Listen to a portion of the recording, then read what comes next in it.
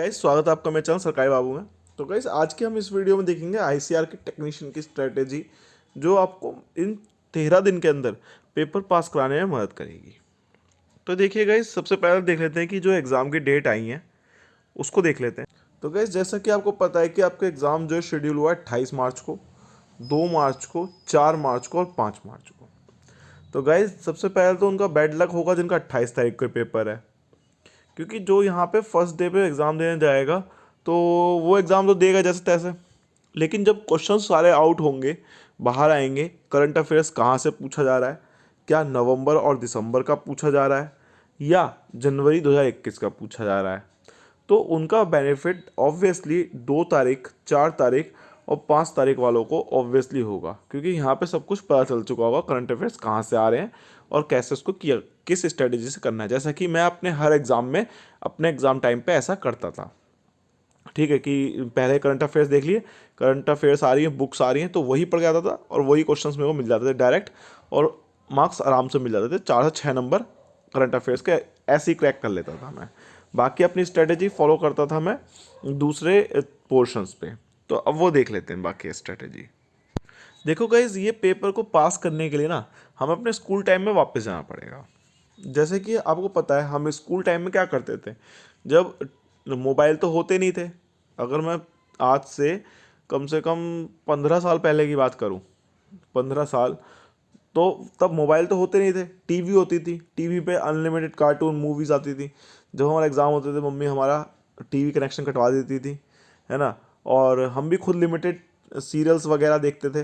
जैसे कि मैं तो अपने एक प्रोग्राम देखता था, शाका लाका बूम बूम आता था, उसको देखता था 7 बजे, देखा, 8 बजे सो जाता था, और 2 बजे यानी कि 6 घंटे की नींद ली, रात को 2 बजे उठ गया पढ़ने, और 2 बजे से लेके 6 बजे तक पढ़ा, 4 घंटे पूरी, चारों तरफ शांति है, कोई नहीं उठ रहा, ना कोई बोल रहा, ना किसी से को बात करना, ना कहीं घूमने जाना, सिर्फ किताबें और आप।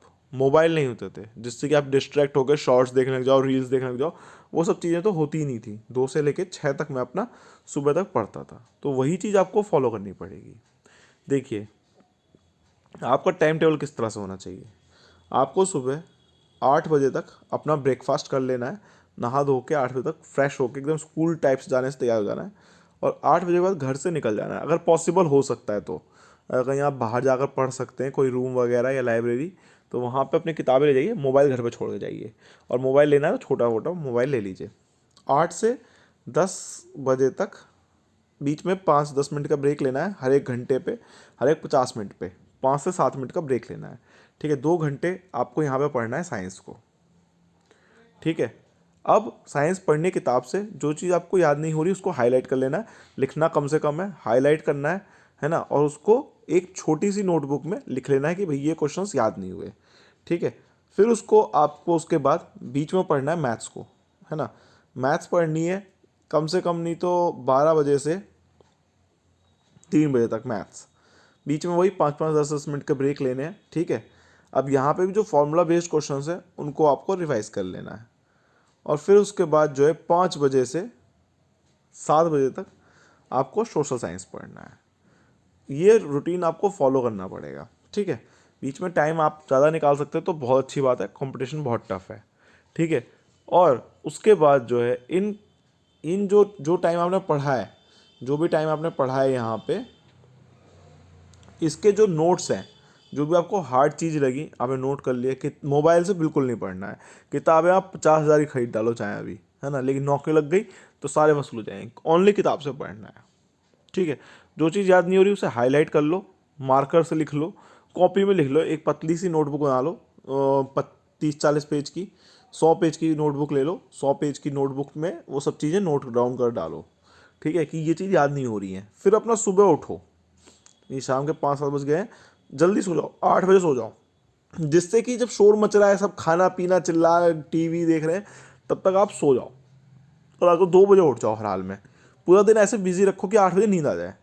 2-2:30 बजे उठ जाना है ताकि 6 घंटे की नींद भी पूरे, स्वस्थ शरीर रहना चाहिए। अब रात को 2 बजे उठकर अपना जो चीज़ आपने पढ़ी है, यहाँ पे शेड्यूल फॉलो किया है, मैं क्लास में सेकंड आता था हमेशा, फर्स्ट या सेकंड आता था हमेशा, यही रूटीन फॉलो करने गया से। ठीक है, रात को अपना उसको बैठ के रिवाइज करना है, अच्छे से रटना है।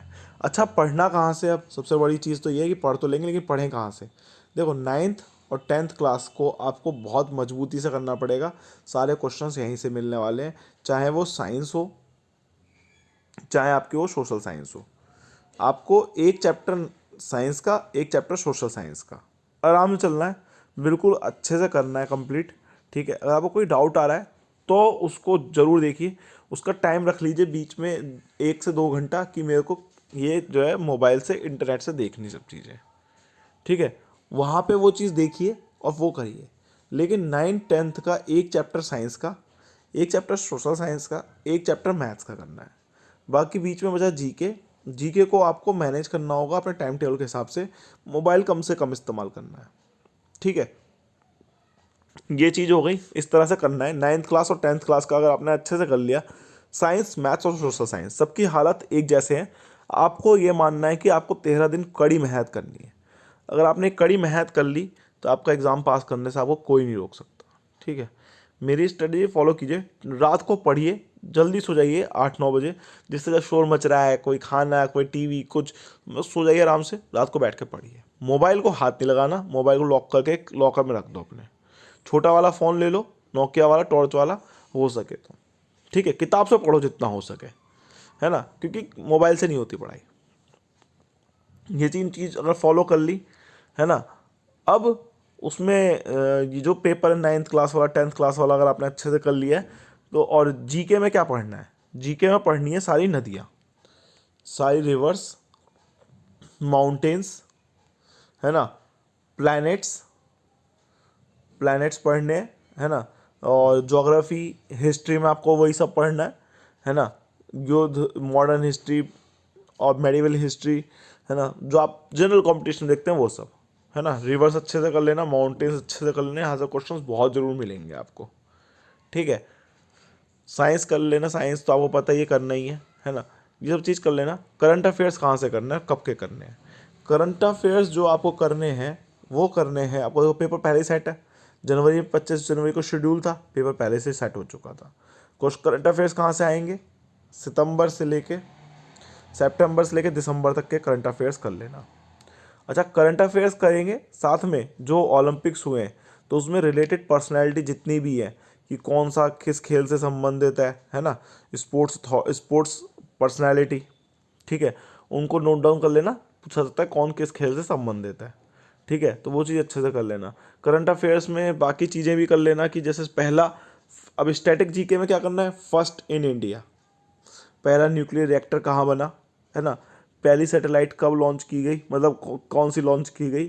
ठीक है, जो यहाँ पे संयंत्र स्थापित किए गए थे, स्टील फैक्ट्री स्थापित की गई थी, कौन से देश की मदद से की गई है, सब स्टैटिक पार्ट में आ जाएगा। ठीक है, फर्स्ट इन इंडिया, ये सब इम्पोर्टेंट है, ये सब कर लेना अच्छे से। स्टैटिक जीके हो गया। ठीक है, साइंस की स्ट्रेटेजी बता दी मैंने, फिजिक्स की बता दी, केमिस्ट्री की बता दी, मैथ्स अच्छे से करना 9th और 10th का। 14 दिन है, अच्छे से रगड़ना पड़ेगा अपने आप को। जो इंटेलिजेंट लोग हैं वही पेपर पास कर पाएंगे। 14 दिन बहुत ज़्यादा टाइम नहीं है, अच्छे से स्ट्रेटेजी रखिए, है ना, तभी ये पेपर पास होगा बिना मोबाइल के। तो आई होप आपको सारी चीज़ें क्लियर हो रही होंगी, किस तरह से आपको मेहनत करनी है। कितने, ये जो हमारे नेशनल पार्क्स हैं ये कहाँ पर स्थित हैं, नेशनल पार्क्स वगैरह के, है ना, नेशनल पार्क कहाँ पर स्थित है, कौन सा कहाँ पर है, ये सब आपको देखना है। National park, reverse, mountains, geography अब अच्छे से कर लीजिए पार्ट, है ना। मैथ्स में आपको वही अर्थमेटिक, ज्योमेट्री अच्छे से कर लेना। ये दो, एक लाइन है, एक एंगल यहाँ काट रहा है, ये वाला एंगल पूछ लिया, है ना, इस तरह के क्वेश्चन। ट्रिग्नोमेट्री के इंपॉर्टेंट क्वेश्चन है, हाइट एंड डिस्टेंस। ट्रिग्नोमेट्री के जो आइडेंटिटी वाले क्वेश्चन है, आइडेंटिटी बेस, वो तो बहुत अच्छे से कर लेना। बाकी आप इंटरव्यू भी सुन सकते हैं, इंटरव्यू भी चैनल में पड़ा हुआ है, कहाँ से क्या क्वेश्चंस आए थे। ठीक है, Russian revolution, French revolution 9th 10th के अच्छे से कर लेना। अक्टूबर रेवोल्यूशन, ये सब चीज़ें आपकी बहुत बेसिक चीज़ें हैं, डायरेक्ट बुक से ही मिलेंगी और बुक से आई हुई हैं। ठीक है, तो ये सब चीज़ें अच्छे से देख लो, कर लो, है ना। और बिना मोबाइल के पढ़ना है, अपना टाइम टेबल से स्टिक रहो अच्छे से। मैं तो यही कहूँगा कि इसको आप अच्छे से कर लेना। पेपर मैंने दिया हुआ ही है ना, मैं टेलीग्राम चैनल पे भी आज अपलोड करने वाला हूँ। टेलीग्राम चैनल पर 2018 क्वेश्चन पेपर पूरा डाल दूंगा, उसको देख लेना। उसको एनालाइज कर लेना किस तरह के क्वेश्चंस लास्ट टाइम पूछे गए थे और कैसा आ सकते हैं, तो उनको आप अच्छे से कर लेना। ठीक है, क्वेश्चन पेपर एनालाइज करो। मोबाइल यूट्यूब से कोई क्लास लेने से कुछ फ़ायदा नहीं होने वाला। आप अपनी किताब से पढ़िए, मोबाइल मोबाइल को छोड़ दीजिए, किताब से पढ़िए, मोटिवेशन मिलेगा। एक एक चैप्टर आप पढ़ोगे, लिखोगे, नोट्स बनाओगे, प्रॉपर चीज़ें शॉर्ट तरीके से लिखोगे। 100 पेज की कॉपी है, उसमें आप पढ़ रहे हो, याद हो रही चीज़ें, आप धीरे धीरे अपने आप में इम्प्रूवमेंट देखोगे। इस तरह से पढ़ना है, पेपर पास होने से कोई नहीं रोक सकता आपको। ठीक है, आई होप आपको सारी चीज़ें क्लियर हो गई होंगी। फिर भी अगर कोई डाउट है तो नीचे कमेंट सेक्शन में टाइप कर देना, मैं पक्का पूरी मदद करने की कोशिश करूँगा। Thank you guys for watching this video.